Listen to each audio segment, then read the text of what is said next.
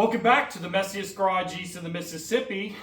In today's video, we will be putting a lift on Jebel. Now this will be a three-part series in itself, because the first part I want to talk about, why I chose the company I chose to go with and the size and all that, the whole thought process. Now I did do a video about what to think about and to know before purchasing a lift, and I will put that in the comments below, so you probably should go watch that video to have a better understanding if you're going to buy a lift. I'm just going to do the kind of cliff notes of that video when I talk about the lift. But anyway, so before I unveil this lift, I want you guys to comment which lift you think I went with.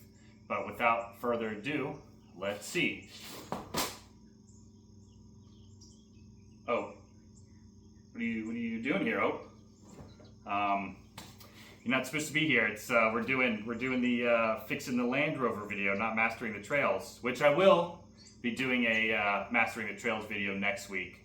But I just thought I'd take a break and get back to Jebel and actually paying her some attention. But Ope, I'm gonna need you to leave, but I don't need you. So let's go ahead and fix that, guys. That's right, Iron Man. And before I tell you why Iron Man, I do want to say that this video is not sponsored by Iron Man, which I wish it was, because it ended up being around $850. Now for me, that's pretty expensive, and this Land Rover is going to be a budget build. So Iron Man was appealing when it came to their price. Another reason why I went with this specific kit and company is because they offered a 1.5-inch lift. Now, if you watch my previous video on what to know and what to ask yourself before purchasing a lift, I did talk about getting the biggest tire with the smallest amount of lift. And for me, I'm aiming for a 31-inch tire, which essentially requires a little bit of a lift, but not extreme. So, without any major cutting or changing of components, I can kind of get away with this smaller lift. Another reason why I went with this kit is because it's very plug and play. A lot of lift kits, they sell you this, but then they don't talk about you need long travel arms, or you need new sway bars, you need all these other components. With this lift, it's very switch out the coils, switch out the shocks, and if de facto you got a 1.5-inch lift. Another thing that was appealing about this is the fact that I got a Meteor lift, and what I mean by that is the rear allows, I think, 660 pounds of additional payload capacity, and I think the front was, I want to say 110 to 220. Don't quote me on that, but I am going to be putting aftermarket bumpers, so I need a little bit more payload capacity. Also, the cargo that I'm going to be hauling with camping gear or fuel or water or towing gear and all that in the rear, I do need a lift that can handle a little bit more weight. Now, Iron Man does offer this kit in a more expensive version.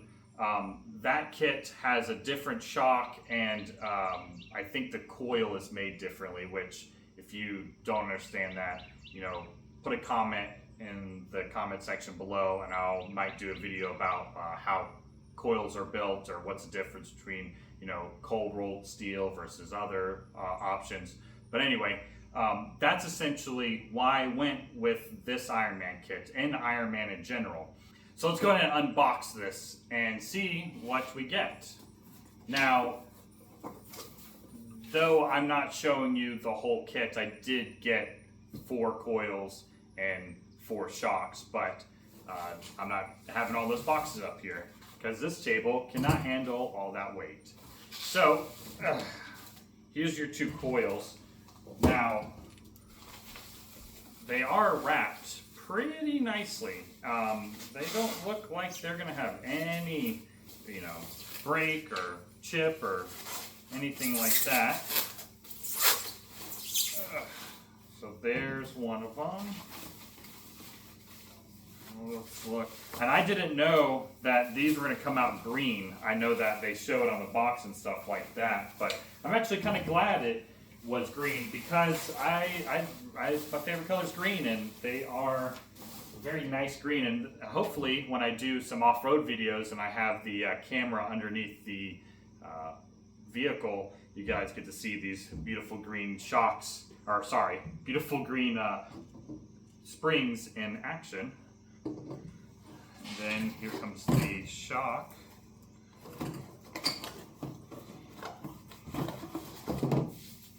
Oh wow, they have their logo on the shock, which I don't know how I feel about that, but I guess, you know, beggars can't be choosers, so that's what the shock looks like. Now, I am glad they have this installed. I have unboxed some shocks and they weren't compressed, so it'll be very nice to install this shock with it compressed, which in the next video I will show you guys how to install all of this and what you'll need and blase. Thank you guys for watching the video. If you have any questions about a lift you're currently looking at, make sure you put that lift's hyperlink in the comment section below along with your question, and I'll definitely help out you guys. But until then, I'll see you guys on the next video.